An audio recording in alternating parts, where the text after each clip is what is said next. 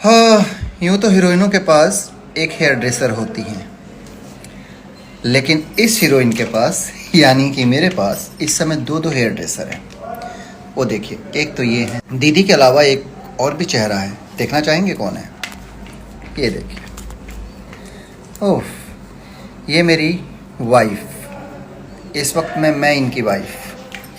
Producer का तेल जल रहा है ना, इसके लिए किया जाए। हाँ, ये इन्होंने शौक में नहीं कर रही हैं। दरअसल क्या है कि अभी शूटिंग चल रही है और शूटिंग रुकी हुई है थोड़ी देर के लिए, क्योंकि मैं तैयार नहीं हो पाया हूँ।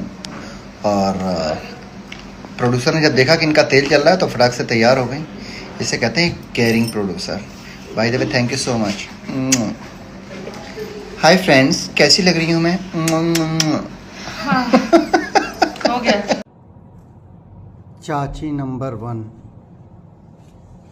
पिछले 1.5 घंटे से मैं तैयार हो रही हूँ। आई मीन मैं तैयार हो रहा हूँ।